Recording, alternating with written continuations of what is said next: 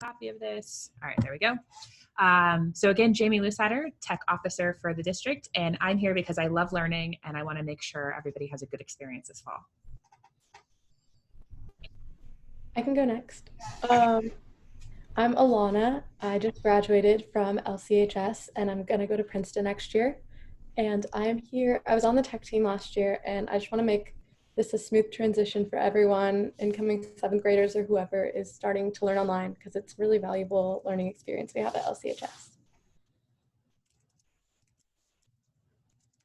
I guess I'll go next. My name's Enzo, and I'm part of the tech team here at LCHS, and I'm going into 11th grade, and I just want to make everyone comfortable with technology as it's such a pivotal part of our school.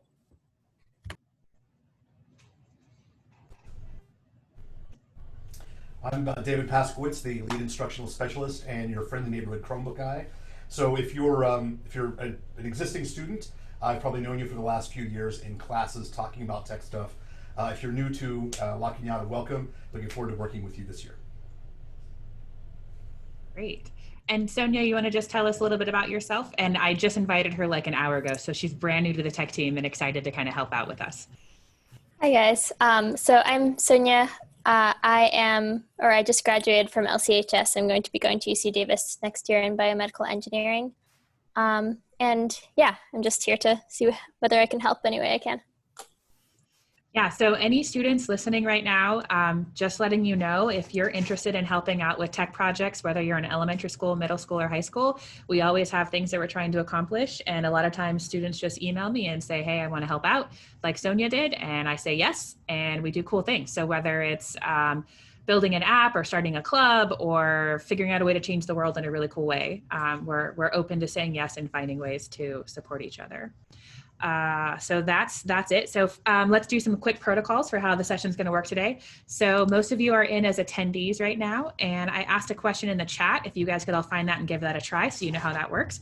I wanted to know what grade you're going to be in next year and what school you're going to be at. So a couple of you are answering, so thanks Allison for posting.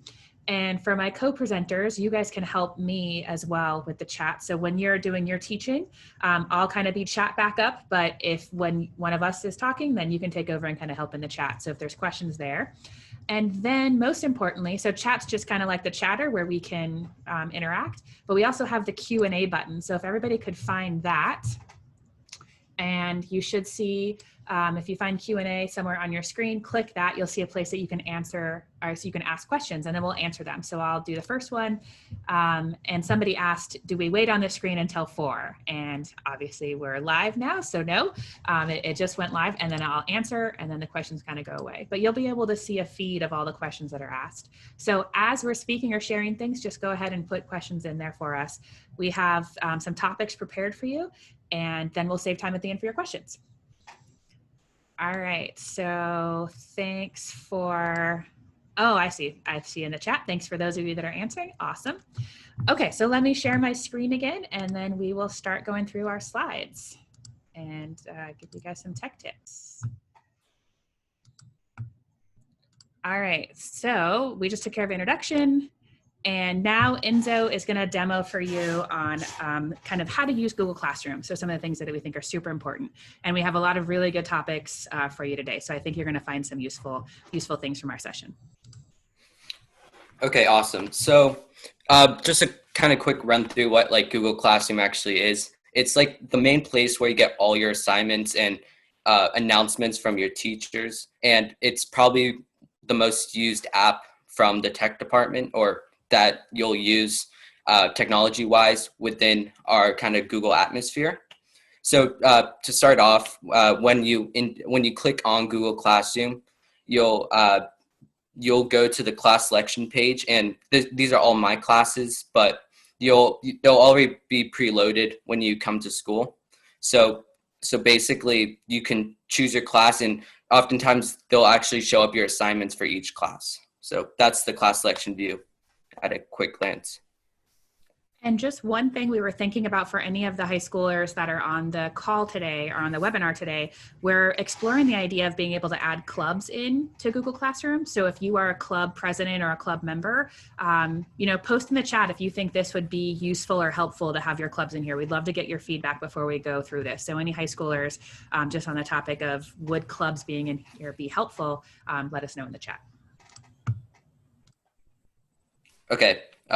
So awesome. So the next page is the stream page, and the stream page is your main interaction point to your teacher's assignments and announcements. So on the stream page, you'll find all your teacher's assignments they've posted and the announcements they've given to you. So next slide. So kind of just breaking down the stream page, there's the 3 main menus at the top. Stream, classwork, and people. And so those are your main menus. And then, of course, the stream page itself. And then one thing I kind of wanted you all to look at is the upcoming area. And so that will show you all your assignments to come in the following week or that need to be turned in.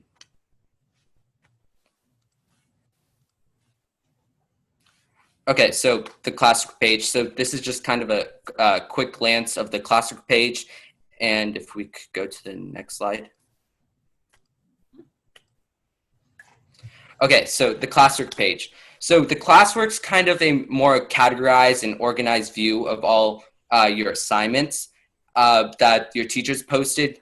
And so just to start off, like it's categorized by what the category is called. So like oftentimes it's like homework, classwork, like basic kind of school things, which match in Aeries, so like quizzes and stuff. So that would be your category. And then under each category, you often find, you'll find corresponding assignments. So in this case, one of the categories from the demo classroom was week of April 27th. And then below that are all the assignments you'll find for the week of April 27th. And then one other thing I wanted to point out is colored versus gray assignment icons. So this is kind of an easy way to indicate if you've churned something in. So if you've churned an assignment in, it will show up as gray.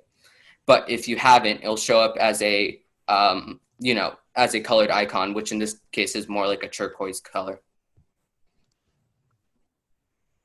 Yeah, I didn't know that was how that worked. So thanks for pointing that out. And so I guess because I'm always playing around and like posting assignments out, I hadn't noticed that because I'm rarely a student on that side. So thanks for that tip. Yeah. Okay, so this is probably like the big one, like the churn in page. This is where you churn in each assignment that your teacher's given you. So next slide. Thank you. Yeah. Okay, so the churn in page. So the first thing you'll see is the assignment name. So like what the assignment is. Oftentimes you'll see like a little description of what it is, but this one didn't have it. You'll see at the points, how many points the assignment is worth. And then you'll see the due date, which is for this case, July 24th. And then additionally, if you have any comments or private comments to your teacher, right below, as you saw in the last slide, you can leave a class comment or a private comment. So this enables you to ask your teacher for help or ask them a question about the assignment if you need to. And we had a question in the Q&A from one of our attendees, and even though I answered this one through text, I just wanted to point this out, that Google Classroom does look the same for all students that are involved in it. And you might have, if you're a student or a parent that's listening, you might have had to add a class code before to join Google Classroom. That can all be automated through Aeries, so we're going to ensure that you don't have to worry about trying to add your classes manually. We'll get that all done before school starts. Okay, so like this is how you turn in an assignment or like add stuff to your assignment, like a doc or stuff. So first of all, as you saw before, there's a box where it says your work, and then you can essentially add or create assignments. So if you were to add an assignment, you would have previously worked on a document or made a doc in Google Drive that you want to upload into Google Classroom. So through Google Drive, it's connected to Google Classroom, so you can easily upload any previous work you've done towards this assignment. You can link any websites. Sometimes your teachers will have website projects, or there'll be like cite your sources, so you can link your sources up to Google Classroom.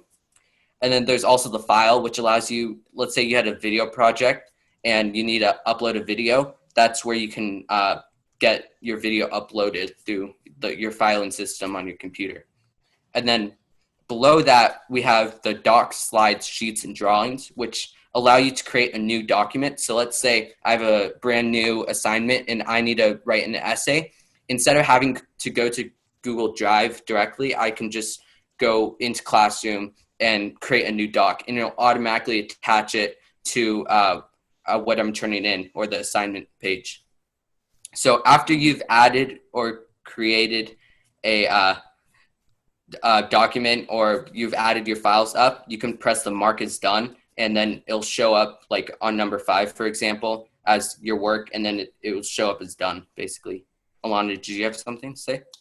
I was just going to add that a lot of the time students will be working on a group project where they're all working on one slideshow, but then the teacher expects every student to turn it in. So it's good to note that you should make a copy of whatever document you're working on with your group mates, and then you can turn it in here, because otherwise it gets kind of confusing for the teacher to grade it. So that's a super good note. David, we'll have to also talk to teachers about that, because that could be causing some glitches. And then parents will get the end of the week summary report, and then the kids have missing assignments, and that leads to conflict when it's actually everything's turned in. So yeah, good tip on that. Thanks, Alana. Yeah, that's sorry, Jamie. Oh no, I was going to say, and I think going too fast. I think sometimes students forget to hit that mark as done. And that causes some grief if it's not all the way turned in. Oh, also, is it true that once you turn it in, you lose it in your drive? Can anybody remind me how that works? Like you turn in work and then the teacher, or you can't edit it anymore? It's the ownership. You can't edit it anymore. Also, there is a plagiarism check, so don't plagiarize, because the teachers can see if you plagiarized. And then one more thing on the turn in button, the mark is done. Sometimes if you press it once, it'll a little pop-up will come on confirming you'll mark it as done. So just kind of what you're saying before, make sure you press that a second time, or it won't be officially turned in. Okay, so lastly, don't turn assignments in late. This is kind of Google has a timestamp, so it can tell if you turned in any assignment late. So make sure it'll give you a time and the date, of course. So just make sure you press the mark is done before the assignment is due, and upload whatever the assignment is to Google Classroom. So that's my biggest advice. Yeah, keeping track of your due dates and when things are needing to be turned in, super important. Great. Okay. So if there are any questions about Google Classroom, you can post them in the Q&A. We'd love to just maybe pause for a minute and see if you have specific questions, and then I'll get set up for Alana to take over. Did you have something else, Enzo? There's a question. Should I answer it? Yeah, so the question was, can teachers see attached but not turned in projects? Mrs. Lusader, do you have can they see attached projects? If you attach a document but you haven't marked it as done, can they see that? Oh, I don't think so, but I will test while Alana's going over Google Drive, and I'll confirm. Yeah. We'll see if that's I believe true. that you can just see once they've turned it in. You have a list of students who've turned in the assignment. Yeah. So you can still work on it, even if you're attaching it, you can still edit it. But once you turn it in, you can't edit it anymore. Mm-hmm. That's my experience with it. Yeah. Okay. I was going to go ahead and share my screen if that's all right, to show you guys about Google Drive. Could I ask you a question about Google Classroom first, Alana? Oh, sorry. do that. Yes. LCHS students, in your experience, does every teacher use Google Classroom? And if not, what else do they use? Yes, Most teachers use Google Classroom. I do know at least one teacher who used Schoology. I don't know if she still uses it anymore, but that was, one platform they used. And we were really working with teachers this year So to it just seems like choose one. the yeah, and so basically, if you're coming to LCHS, you're going to probably across the board be using Google Classroom. So everybody kind of knows how to use it at this point. If you're new to it, it's kind of easy to pick up. But if you're new, I see we've got a lot of elementary school students from Paradise Canyon, Palm Crest, and La Cañada Elementary.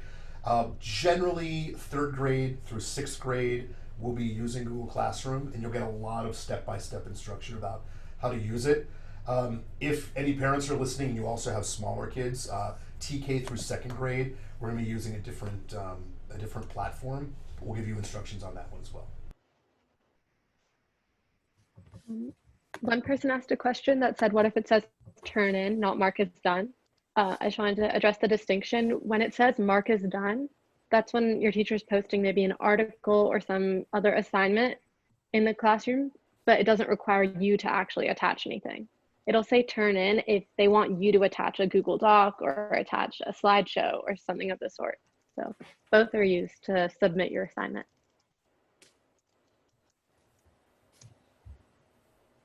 All right, I don't think we have any more. Yeah, I think we're good. You're ready to share. And yeah, that was perfect, everyone. Good practice with the Q&A in the chat. Keep the questions coming. Thank you. Okay, I'm gonna go ahead and share. So Google Drive, I think a couple of the more important things about Google Drive, if you've never had it before, is to stay organized. Whether it be by grade, like you have certain folders for each grade you're in or each class you're in.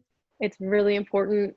Color code them, do whatever you can. I'm going to show you guys how to create a folder. So you guys can see, can people give me a thumbs up, the panelists, so they can see? Okay, cool. So you would go to new in this top left corner. This is what the drive looks like for everyone. And when you want to create anything new, you click this new button. Here you can create a folder, you can upload a file, or create any new type of document, slideshow, sheet. I'm going to show you to create a folder. So you just click folder and you title it. I'm just going to title it my folder. Very creative. And then here is our new folder, and you can click on it and see if you have any new documents inside it. There's none there. But I mean, if I were to go inside this folder, there are 2 documents inside of it. So it helps you keep everything organized. If you double click on it, you can like change the color and do a bunch of funky stuff with it.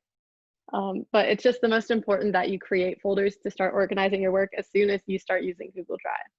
You don't want to have, you can see these assignments at the bottom. You don't want to have like pages upon pages of just random documents and slideshows that are not organized.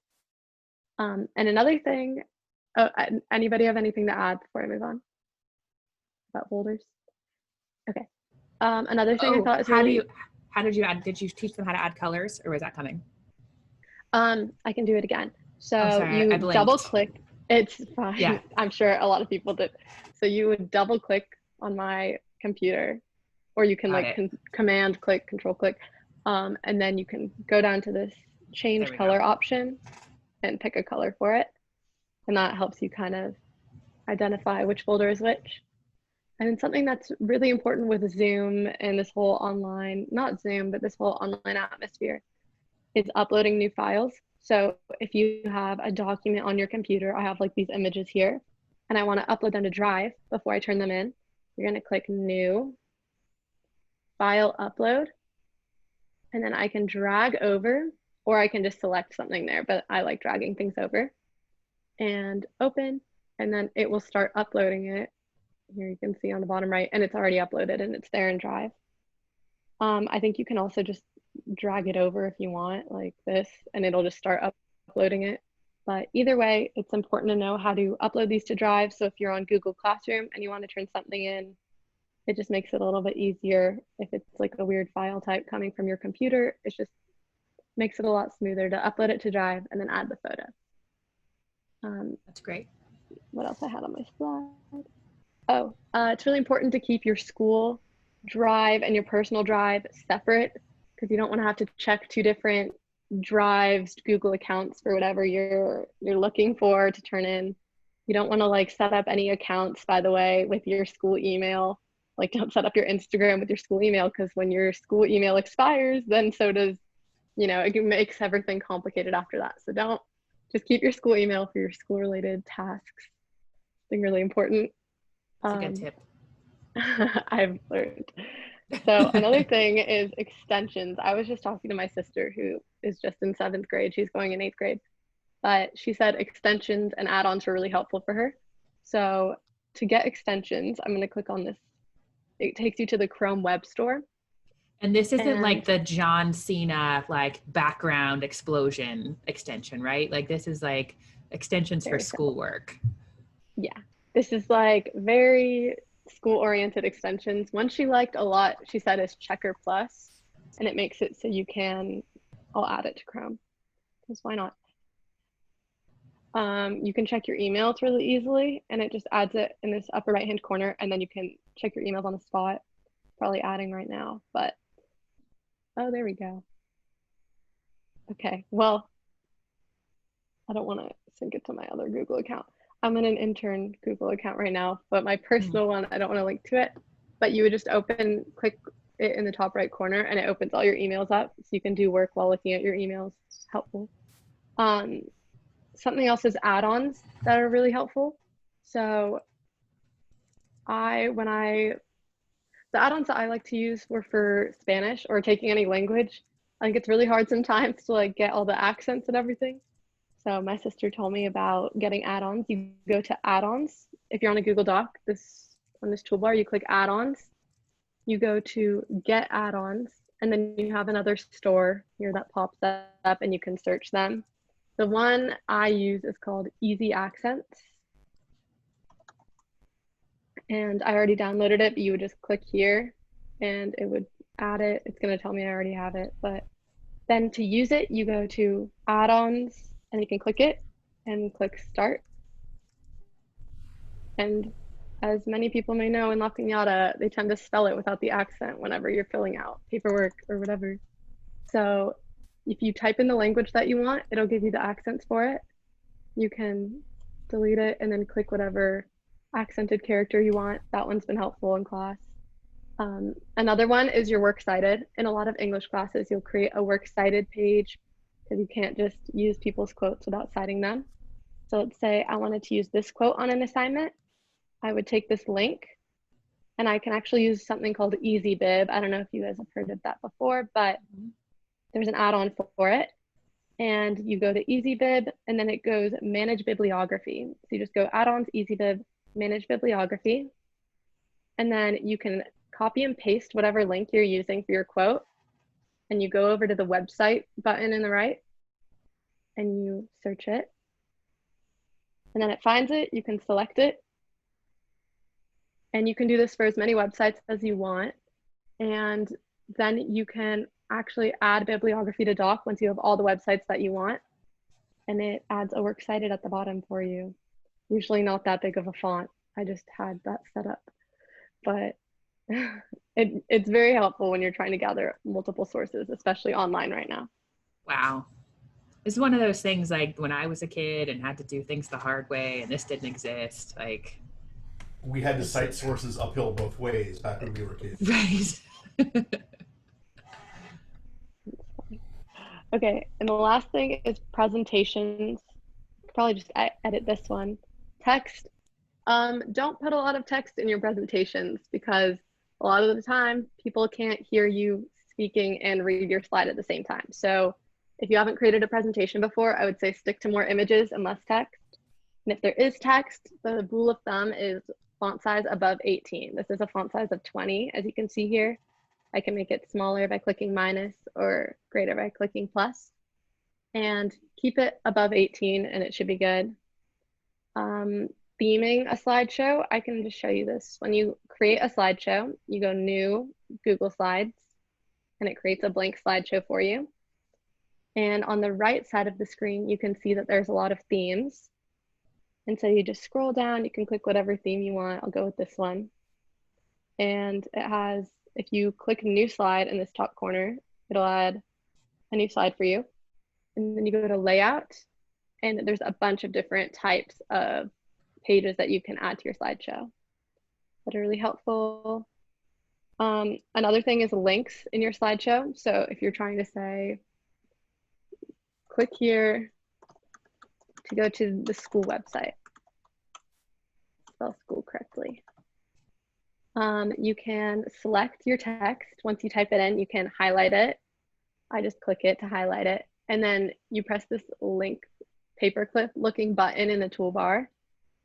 And then that allows you to add a link. You can just type in, whatever link you want. I'll just get the school website link, lchsspartans.net. Good to know. Something I learned yesterday is you can actually just start typing the place you want to go, and Google searches and gets the right link for you. Let's do it. Oh, yeah, see? It did. Okay. Oh so my god, I know. Yeah, that's so nice. great. Saves a couple clicks. So it tells you what it's going to say, school, and it'll link to this. And so I apply it. And then if I were to present the presentation and click it, it would take me to the website. You can also link between slides. That's pretty important. You can go back and forth, click to go back. So if you want to, you do the same thing really. You highlight the word, click this paperclip looking button, link. And then instead of typing in a link, it says slides in this presentation. You can go previous, the first one, which happened to be the same thing, and whatever you want. So I'm gonna apply that. So now when I present this slide, if I click back, it'll take me to the original blank slide. Those are just some things I think are helpful for navigating. If anybody has anything in the chat that they want me to show on Google Slides that they're unfamiliar with, I can. Typing in text is pretty easy. To highlight, you triple click and you can go here and add a highlight color. Next to it, you can change the text color. That's about it for Google Slides. So we had a question in the chat about a basic training from Joanna. Okay. So thank you for that very much. I think we could definitely offer a session that goes through the basics, but we do, there are really good materials that we can link for you. So if you will send me an email, and I'll post my email in the chat for you, send me an email and then we will send you some of our training materials that we already have made for these. We have videos and tons of things already ready. So my email's there in the chat for you. And we'll send you some stuff, and we could even schedule like a basic. So we for sure have a basics for classroom coming up, and we can do one on other topics that you're interested in. So just let me know. I thought, wasn't there like a new student one coming up too? Mm-hmm. So I think that would probably be good for basics. Mm-hmm. Awesome, thank you. Okay, so if you have questions about Drive, I mean, this is something you really just want to play with and, organize your stuff. I think a good tip for students out there is if you have a lot of work from the previous year, create a folder like Alana told you, and then put everything from last year in there. So you're really just seeing current work. I also like using the recent folder on the left-hand side, and it kind of just sees what you were working on most recently. So that helps you find things, but thinking about how you name things and putting them in folders really helps you stay organized. It's the new binder. Oh, Alana, somebody's asking about adding docs to a folder. Will you show them? Yes. Okay. So I'm going to go share my screen again. Okay. If I go to my Google Drive and I'm in a folder, let's go to my folder that I created. You have to go physically inside. You have to click on your folder. And then if you go to New, Google Docs, and I can title it or add whatever I want, my first document. Then I go back to this other tab where it is. If I refresh, it should be there. So I have. And what if you want to add something that you already have into that folder? Oh, okay. So if we go to my Drive, I'm going to go back. Let's say I want to add this COVID-19 history project. If you right-hand click, however that's working on your computer, I forget if it's control click on the Chromebooks, but however you can get this menu to pop up, I do it by double clicking. You can move to, if you go down to move to, instead of just being in the Google Drive, it can move into any of your folders. So you can look down and I'm going to find my folder, click the arrow and move it here. And you can do that for any type of resource. or any type of document, slideshow, and then I go into my folder, and now I have 2 things in there. And you can select multiple things. Yeah, Okay, you go can ahead, also Sonia. click and drag into the folder if you want. Thank you. Yeah, I can also just go ahead. That's a lot easier. And you can select And multiple things. Multiple, yeah, just gonna say, yeah. You can get 2, put it in. Everything is going in my folder now. But you can do a lot of dragging. Everything can usually be done by a drag with Google Drive, which is really nice. But yeah. Thank you for that question. Yeah, thank you. It was good clarification. All right, so just giving everybody a list of what topics we have left. We have just a few, and then we'll have open time for questions. So I'm going to go over Classlink. We have some topics on keyboard shortcuts, and I think we're going to talk about LCHS Go. Is there anything else that's left on our agenda that I'm forgetting? Aeries, did you say? Oh yeah, and Aeries. Yeah, thank you. Question in the Q&A. Is this the same for all platforms on a Chromebook? Yeah, Drive looks the same across everything. That's what makes it so great. So you can be on a Mac, a phone, a PC, an iPad. You'll see the similar thing. Sometimes orientation is a little bit different, but the same buttons, everything is on there for you. So really universal, which is nice. And then whatever you log into, all your stuff is wherever you are. That's why we love it. All right, so let me, and again, if you want to know more specifically about this, send me an email and I will send you very specific training for Drive so you can see more. There are a lot of resources out there for Google Drive.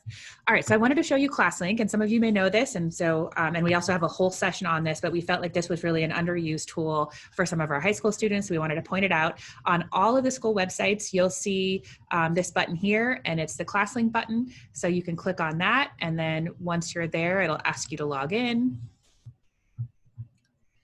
And since I've already logged in once, it's skipping that screen, but you'll just hit the sign in with Google button, and then it takes you to your page. So Classlink is just the hub for all things digital. Today we rolled over our ARIES database, so we're gonna start seeing new, as soon as the school sites finishing their scheduling, and then students are rostered to teachers, all their new apps are going to start populating. So that's going to be happening over the course of next week. If you're brand new to the district, we're going to be getting your student accounts created this week and next week. So we'll have those for you with enough time to kind of play with everything, and you can log in and start playing with Classlink. So pretty much what this is it's a one-stop place for all of your stuff. So for our students, if you are taking a math class or you have math in elementary, you're going to click on this red icon, and this will take you to your math textbook. So this is for kindergarten through 5th grade and LC Math 1, 3, and 4. This is your math textbook. Some of our world language books are here in Vista Higher Learning. I think French might be in HMH. Anyways, we have a master list to show you where all your textbooks are. So that will be something we can share with you, so you know which ones to click to get what textbooks. All of your Google links are in here too. So this can be kind of your launch pad to get to everything Google if you want as well. So you don't have to remember so many different links. And then for our younger students, you'll have things like Brain Pop or Brain Pop Junior, links to Padlet, like all the tools that your teachers are going to be asking you to use. We're going to get these pre-set up for you before school starts. So Classlink really should just be the one place that you live. And it's kind of fun. You can kind of customize. You can change your background a little bit. You can change your icon. There's a little bit of kind of personalization to make it yours. So that's Classlink. And again, for our new families and students, you're going to get your accounts in the next week or so. And existing students, your apps are going to change once schedules are all set. And so that's Classlink. And it's super handy. Again, now it makes more sense because you're going to try to be doing things more digital. But before, it was helpful to not have to go back to school and get something out of your locker because you'd have your books in here, which was nice. So that is Classlink. Okay, I can talk about Aeries for a little bit. Thanks. Aeries is essentially your grade book, or where you're going to see most of your grades. If you're a student, if you're a parent, you can also look at your grades. So keep your grades up, students, because your parents can see them. Here I'm going to sign into what it looks like. It's been recently updated. So if anyone had Aeries last year, you may notice the UI or how it looks is a little bit different. But the main just thing you to- need to know. Oh, go Oh, ahead. I was going to say, just to clarify, our grade checking is for our students in 7th through 12th grade. So elementary school families, Yes. this isn't an option. We want to focus on the learning. And if you have questions about grades, you can chat with the teacher, but it's just too much stress for our little ones to have to handle it. It's too much stress for our older students too, but it's necessary at this point. Yeah. Yeah, we were talking about mainly you don't want to use this to just check your grades every day. You shouldn't log onto your computer and check your grades. You should check mainly for missing assignments is what this is for. So I'm going to show you guys how to get to that. So if you go to the left-hand menu and you click grades, then you go to gradebook. This is where you can see all of your classes, but not just your grades in them, actually the assignments and whether or not they're missing. So here you have your whole schedule. You can see this person has their grades on the right. And if you click the class that they're in, you can see all of the assignments, 10 out of 10, the score on the right, when it was assigned. And this is really important to check if you think that if your grade may be dropped and you missed an assignment, or your teacher said you missed an assignment and you didn't, it's good to present them with the information when you're going to approach a teacher. Say, this is the name of the assignment, this is the date it was assigned, I got this score on it, but I think I should have gotten this score on it, or received. So that's the main purpose of this Aeries gradebook. Of course, you can see your grades. Teachers will update them, but I mean, just really don't worry about them too much. It's about the learning.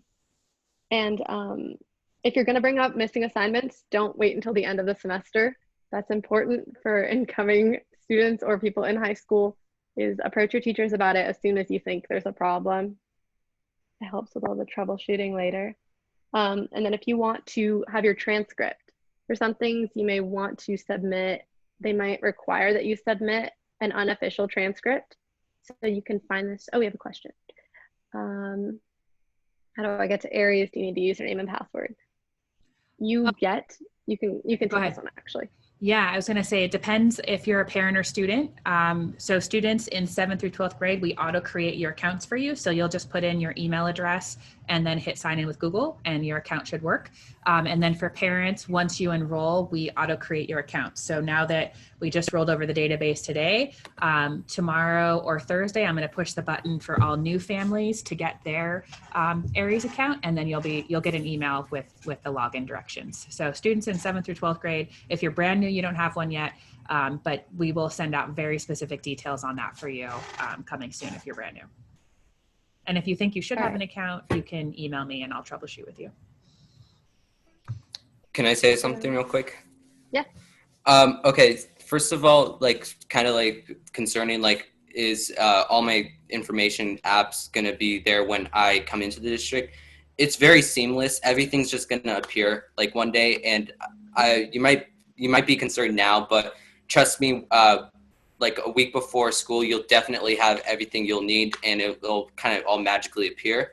And then second of all, with Aeries, we kind of talked about this earlier, not stressing out about it at the beginning of the semester or the quarter, because oftentimes if you do bad on one assignment, since there's only 5 assignments in there, your grade will look kind of tanked. So just kind of, I wouldn't check Aeries, and the district doesn't allow you to check Aeries for at least 3 or 4 weeks from the start of school. So I think the best way to not be concerned is to work hard and just try your best, and just know that the first quarter might not look as you want it, but by the end of the semester, if you've worked hard and done your best, you should be able to get up your grade.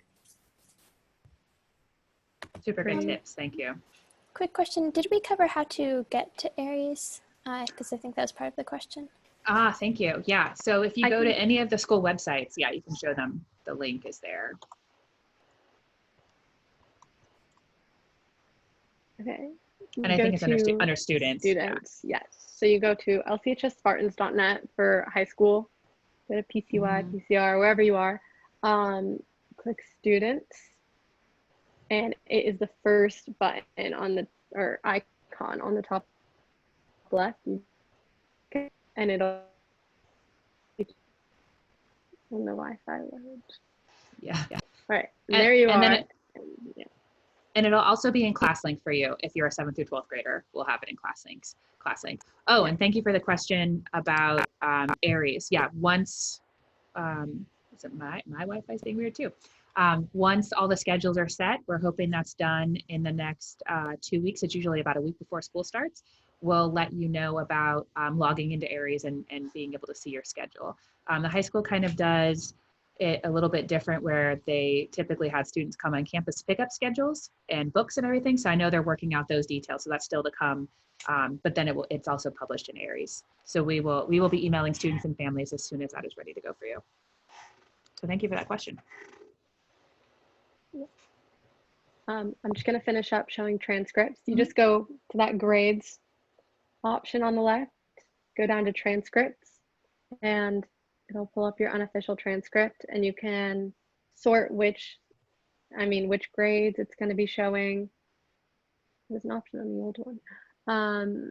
So you can see all your grades and all your courses from all your years of high school, and it's just something you can usually get from Retta Hannah at the high school office if you need it, but we can give you guys his email because that's usually where you'll be getting it. But if you need to see your grades and your transcript, it's right here.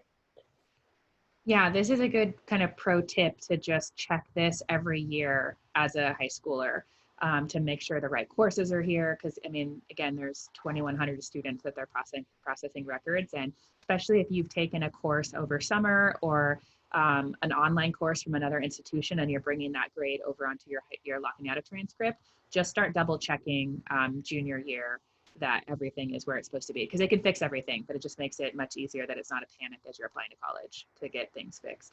Especially like if there was a mistake and you're missing a class or something like that, you don't want to be in that mode right before senior year.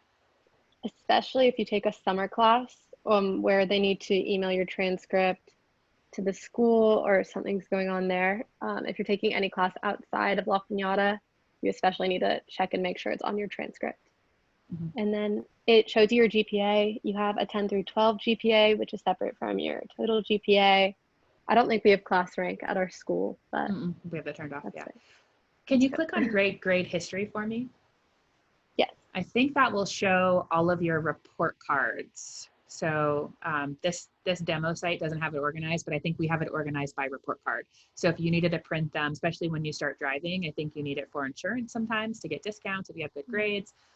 Or you're applying for scholarships, you can print your transcript here, print your report card. So know that that's something you can do in the grade history. Again, 7th to 12th grade. Yeah. All right. That's about it for ARIES if nobody has any more questions. And we'll do sessions on this as school gets started, because we want to, this is just letting you know this exists, and we don't expect you to remember all of this. We just wanted you to not know that it's there, but don't stress over it at the very beginning. It's just something that's there, but you don't need it quite yet. Okay, I think you have Oh, go ahead. No, you go ahead. I was just going to answer the question. You can do that. That's what I was Okay, cool. So all these websites we are showing you now, we utilized them last year and the year before that, and we're going to utilize them if we're in school or we're at home. So these websites we use universally, so there's no website here that we don't use in person at school. Yeah, great. That's our planning. We try to make everything seamless. So whatever we would use normal times is what we're doing during these extraordinary times. And you'll be prompted by your teacher if they want you to use Google Drive, ARIES. I would check like monthly, it depends on the person. Maybe weekly if you have missing assignments. And Gmail, I would check every day. That's just gmail.google.com. And that's any emails coming in from your teachers. It's important to check. I don't know if we went over that, but it's a part of Google Drive. I think that's worth noting that you might get a lot of email from Google Classroom, and we'll send you the tutorial on. Show my emails. Yeah, we'll send you the tutorial on how to turn off notifications just to the ones that you want. So that'll be in our Google Classroom session. So know that that'll really help you with your email management, because it can be overwhelming for sure. So for all our attendees, I posted the slideshow in the chat so you can get a copy of that. Our next section is really just about keyboard shortcuts. So I'd love maybe for all four of us to just talk about what our favorite keyboard shortcuts are, like things that people like must know. I'll go first. I think everybody needs to know Command or Control F. And that's my favorite because if you have a web page or a document, it works like on any platform really, and you're trying to find a specific word, super helpful. So that's Command or Control F for find. And it just lets you like search a keyword or a phrase or anything in a document. I use it on spreadsheets. I'm looking at something that has like, 10,000 lines. I'll try to find something super helpful. If you're doing research and you want to know if the website you're looking at has the word or topic, that's going to help you, do the shortcut and just search to see if the word's there. So that one's my favorite. Everybody needs to know that one.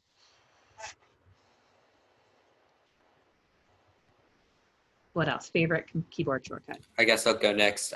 Control C, which is control copy, and then Control V, which is paste. And so for me, those are the two most utilized for me, at least. Adding on to that, I also really like Control or Command Shift V, which pastes it with the same font as what you're on. So that can be really helpful. Like if you're creating slide presentations and you want it all to be in the same font, then that way if you're copying and pasting text, you can use that. Yeah, that was like my secret teacher trick that students who didn't know that, I could quickly tell that they were copying and pasting text and not really, doing their own work because the fonts would change so subtly and I'd notice. So yeah, learn that trick. That's a good tip from Sonia. I like the bookmarking one because it's good to know when you are going to use a website a lot, like Classlink. I'll bookmark it. Control D is what it is on a Chromebook. And it's good because then I just have like a few websites that I can get to really quickly that I need. So I like that one. Oh, Command or Control R to refresh. That's so nice. I mean, you can go to the top of the page and you can, do it the long way, but just being able to, if something's not working, just refresh the page quickly. I think that's a super, super good one for troubleshooting. Oh, another one I love. If you accidentally closed a tab. So if you're like me and you have 40 tabs across the top and you're trying to clean up and you close one that you didn't mean to, Control or Command Shift plus T. So use tab. So again, that's Control Shift or Command Shift tab. T will open that closed window. So super, super helpful. I use that one about 20 times a day. We have some questions in the comments in the chat. Great. Okay. So one of them is from Patty Law, I believe, and it says, do you have a list of shortcuts easily for students? So we were talking about creating them. Yeah. Yeah, we do actually have one that we made for staff. Lucetta, would you like me to share that right now? Yeah, please. We have it ready to go. I'll share that right now, yeah. And to get proficient, it's so hard to try to memorize all of them. Pick 2 or 3 to kind of learn at a time, and then you'll start expanding your skills. Command or Control U, or is it, yeah, which one's undo? X? Z. I'm forgetting. Z, thank you. That just disappeared. Yeah, it's like I don't know the command, I just know how to do it. Yeah, Command or Control Z to undo. I use that one all the time too. That's another great one. Thank you for that question. Okay, so our last topic for you is we're going to talk about LCHS Go. And so let me share my screen and show you what this is. So again, this is a kind of a, for our 7th through 12th grade students. And it is a tool that was created by some of our I team, which is our student kind of tech team. And they created this website and extension with the bell schedule. So if you go to go.lciteam.club, I can grab the URL. Let me just type it up there. I'll show you, I have the extension also. They're getting this iTeam, oops, sorry, let me grab it again. So I can just search and find it. There we go. You can just Google LCHS Go and you'll find it. This is a current bell schedule. And so it will be, when school's in session, you'll actually be able to choose your grade level. We'll have one bell schedule for the start of school since everybody will be remote. And they're also building in chimes. So if you download the extension, you'll be able to have the home chimes. So we'll recreate the schedule for you, which we're really excited about. So this is a completely student created project, and you can get the kind of phone version. You just download, you just go to the website and then you save it on your home screen. And then you can change themes, but really, really helpful just to kind of know what time it is. Since school is going to be run at the high school synchronously, you're going to want to know what time it is and be able to be in the right class. So you're going to need this app. And there also is an extension. So you can go to the Chrome extension store, and I'm trying to click on it here for people to load. And then it's just instead of having to go to the website, you can just use the extension and quickly see the bell schedule really fast, which is nice. So I'll post that in the chat for you, but you also have it on the slide. And we have the rest of our time together for questions. So send us what questions you have so we can try to help out.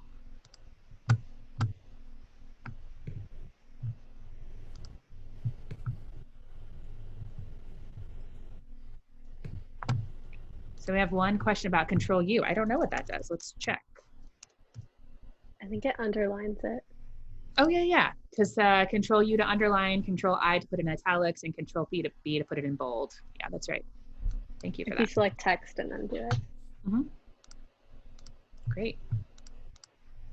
And Max's question, we are done. So if you are ready to go, or your parents were making you sit here, you are excused. Thanks for joining us, but we'll stay on the air for 8 more minutes for any questions that anyone has. So please let us know. And we can also take questions live. So if you wanted to speak, raise your hand and I'll give you permission, and then we can actually hear your voice and you can ask us any questions that you have. Thank you so much for joining. And our next session will be tomorrow for elementary school students specifically. So if you're a 4th, 5th, or 6th grader, come back tomorrow and we'll have topics very specifically for your grade levels.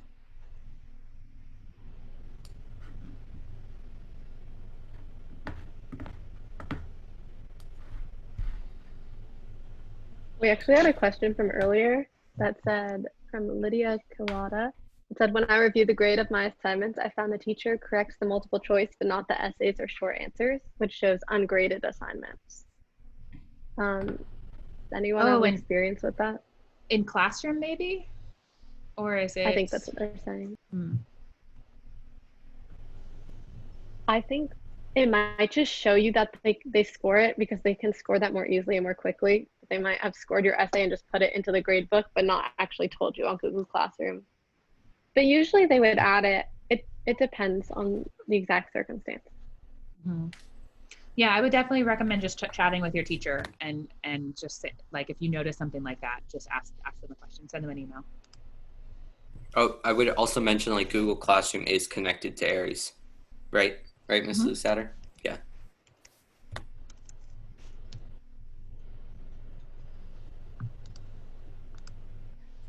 And you'll be able to find a copy of this on our YouTube channel. I'll post that in the chat for you. It's youtube.com/LCUSD media. So as soon as we're done, I'll wait for the video to process and I'll upload for YouTube.